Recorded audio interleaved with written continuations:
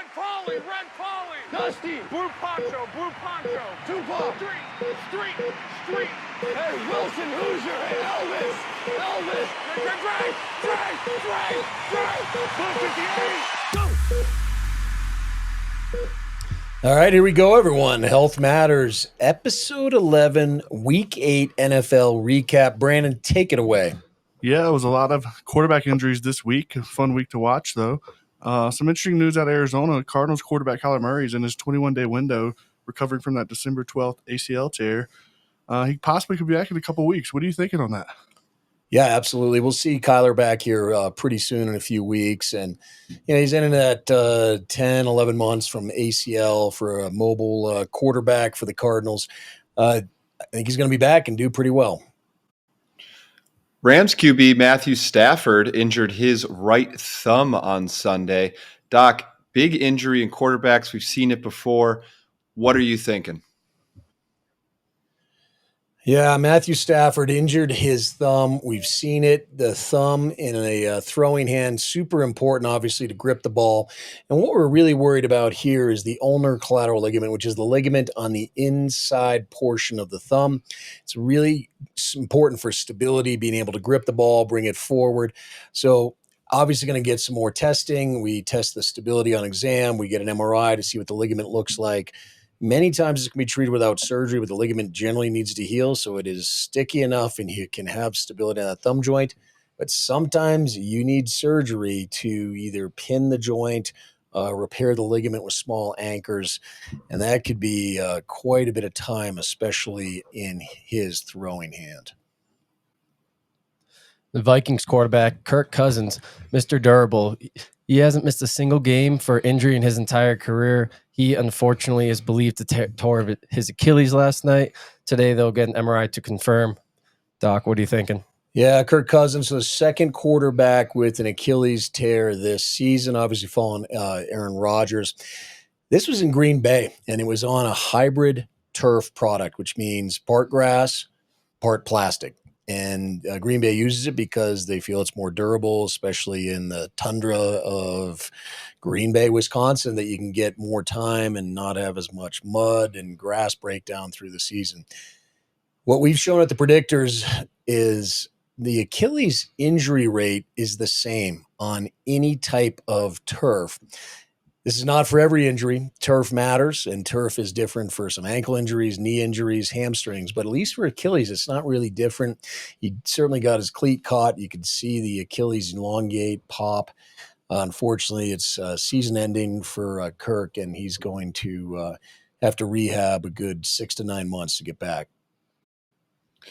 Brutal for the Vikings, who seem to just keep losing offensive players.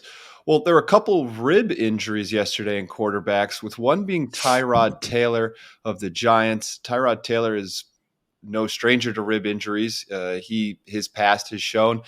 He also had an injection issue because of a rib injury in the past. So, Doc, I know you saw this. What can he do to get back on the field? He had to go to the hospital last night. So what can we expect from him? Yeah, so Giants quarterback Tyrod Taylor had that rib injury. The biggest thing and the reason to go to hospital is, if you got a lot of pain, if you feel we call crepitus or areas that we're concerned about, you almost feel the rib fracture or a floating rib. You want to make sure there's no internal organ damage. That's kidney laceration, liver lacerations, or what we call a pneumothorax, where the lung actually partially collapses. The best way to look at that, CT scan and or MRI. But generally, CT scan gives us that information. Hopefully he's cleared from all of that. And if that's the case and he only has 1 or 2 small rib injuries, partial fractures, partial cracks, the team medical staff is outstanding at putting Kevlar padding, cover roll, a bunch of other things to be able to help protect the quarterback. The problem, though, and we've seen it with many other quarterbacks, especially people that have 4 or 5 fractures, it's really hard sometimes to get back because you need that torque across your core. You need that strength. You need to grunt down and build that core strength, be able to have throwing across the body and to throw the ball with speed and accuracy. Yeah, follow all the Predictors social medias over the next couple of days to get the updates on Tyrod. The other quarterback that had rib injuries, Steelers quarterback Kenny Pickett, he suffered the rib injury. They have a short week this week playing on Thursday. He did not have to go to the hospital. So hopefully he can be a quick turnaround and get back in this week. Yeah, quarterback Kenny Pickett, he actually it was right before halftime when this happened. And so he actually came back and did some warm-ups and was questionable, but eventually just did not come back in. So hopefully that's a good sign, much lesser than the Tyrod Taylor situation. And keep in mind, Tyrod also had rib injuries plus a pneumothorax, missed a good portion of the 2020 season after after playing 2 games. Much different from Kenny Pickett. We should see him back pretty quick as long as scans come back reasonably clean. Falcons quarterback Desmond Ridder, he was not on the field to start the second half. There were beliefs that it was performance issues. He was getting benched, but the owner came out and made a statement saying he was not benched for performance issues. Rather, he went into concussion protocol, and he will continue to be in protocol. And also, who entered concussion protocol, Patriots wide receiver Devontae Parker. He had a tough helmet-to-helmet hit. That was a no call by the refs, and he's currently in the protocol. Other notable news at the Patriots is wide receiver Kendrick Bourne had a knee injury yesterday. Should be getting an MRI today, and we should know a little bit more. Yeah, so check in with the Predictors.com for notable injury updates throughout the week. Okay, let's dive into the fantasy performers of the week that were coming off injury or had some injury issues. Tyler, take it away on this one. Yeah, Darren Waller, tight end for the Giants, was dealing with a hamstring injury and unfortunately could not make it through the game. He said that when he was doing a crossing route, he felt it. He knew he wasn't going to be able to continue. Ended up with just 1.4 points in PPR leagues. This was tough after he played through a groin injury and had a great game. So we know soft tissue injuries, though, can affect these types of skilled positions, and especially when they stack together, a groin and then a hamstring. This is something you have to watch out for. Yeah, so those set in your fantasy lineups, Waller was limited in practice all week with hamstring. I would not have picked this person up as predictable. Our data, again, at the predictors.com shows this exact thing, that if you have hamstring injuries in the past, which he's had, and if you have a week where you're not practicing fully with a hamstring designation, it's a bad omen overall for performance. Another player we talked about, Jerome Ford, the Browns running back, he had a high ankle, we believed, and he actually tried to push through and gut it through, and he only had 4.9 points, down from his average of 12.5. So a lot of production there, lost there, not trying to push through that ankle injury. And Seahawks wide receiver Tyler Lockett, he had a hamstring injury throughout the week. Assumed that he injured it during practice. He was limited all week, and he ended up having a huge day, coming up with 22 points. Kind of shocking with having a hamstring injury come back the same week. Yeah, he definitely performed well. Good news is he hasn't really been affected by this too much in the past. So Seahawks did the right thing by resting him, and clearly had a good performance in that big win for Seattle. Yeah, and then Commanders wide receiver Curtis Samuel had been dealing with a foot injury, went out, tried to perform, ended up with 6.2 points. Not too bad, but not great either. Seemed to re-injure that foot in the game, though, so looks like maybe he should have given it some more rest. But altogether, hopefully he could be okay and he can get back out in the next few weeks. Yeah, last week we previewed the Minnesota-Green Bay game, and Green Bay has been dealing with a lot of injuries, and they came out and they didn't look too great. They got blown out in that loss. However, looking on the other side, Minnesota losing Kirk Cousins, they continue to lose offensive playmakers, and each week they're getting depleted. So what's the thoughts on Minnesota moving forward? It's going to be tough for them. I mean, they already lost Justin Jefferson. Now they lost Mr. Durable, Kirk Cousins. It's going to be a tough year for them. I mean, they improved their running game by adding Cam Akers, but again, they also lost Alvin Cook. They're going to be struggling the rest of the season. I mean, it's going to be a tough season moving forward for the Vikings.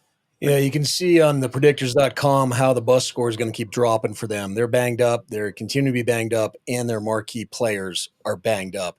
So it's going to be tough for them to get that banged up score heading into week 13, 14, 15, when we really see the scores start to differentiate who's going to the playoffs and not. And the Vikings are on the edge at best already. Yeah, I think they're in the bottom half right now in the banged up score, so they're only going to continue to drop. Yeah, they're 22nd in the league. They have a bus score of 72.8.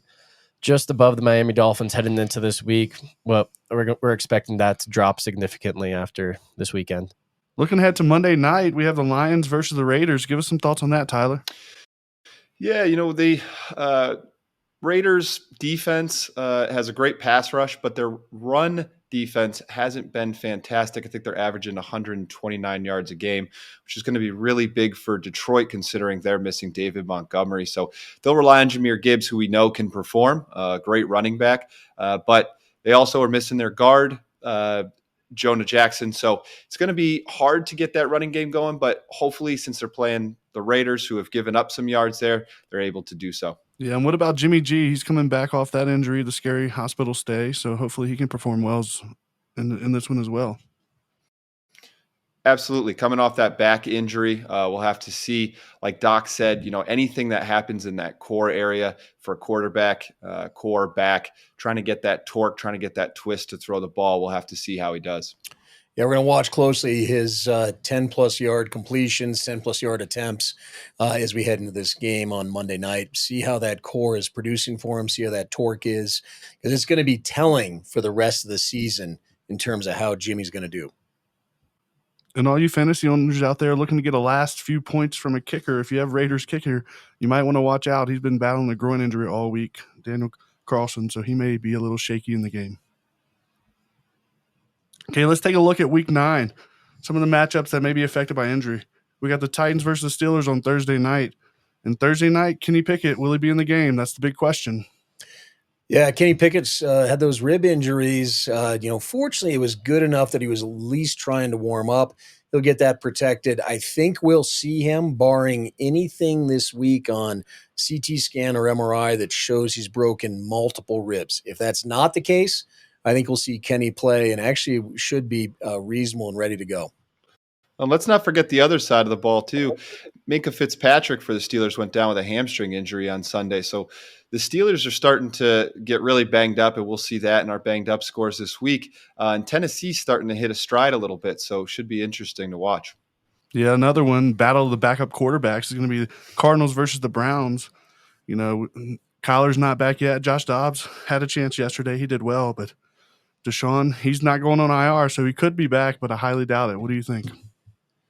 Yeah, I don't think Deshaun's going to be back yet. He probably should have gone on IR, but it was a team decision. They felt they could get him back before 4 weeks. So we're going to have to watch that. But this has been a tough season so far for quarterbacks, and that's reflected in the banged up score on the predictors. So you can check it out.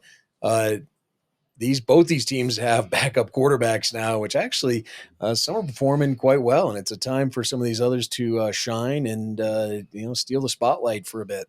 Now with the Browns, Jerome Ford, he played yesterday after suffering a high ankle injury last week. He only put up 4.9 points. Doc, do you think it's smart for the Browns to rest him this week, or what are you thinking? Yeah, rest matters for this injury for Jerome, especially in his position. However, this is an important game for them. We'll have to see how he's doing. They may test him out this week and see how it goes, obviously. But I expect him to be down from our data still 10 to 15% based on overall timeout and the injury he sustained. Yeah, the last game we'll preview this week, guys, is going to be the Giants versus the Raiders. Tyler, what's your thoughts going into this one?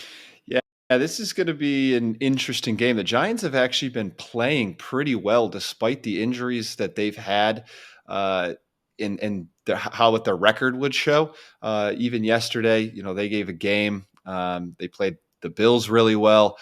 So if they can get Daniel Jones back for this game, they have a real chance. Now, if Tyrod's not back and they don't have Daniel Jones, well, then I think obviously this falls right into the Raiders' lap, and I think they should have a pretty easy game of it if that's the case. But hopefully the Giants can figure it out and they can get some of these guys back, and I think they could really make the game close if that's what happens. Yeah, as long as the Raiders make it out of this one healthy tonight, I think that'll be a good fun matchup. All righty, everyone. Well, thanks for listening. Follow us on thepredictors.com for all the updates this week as we head into some key weeks in the NFL. You can check out the banged up scores, see how these teams are performing. And thanks for joining us.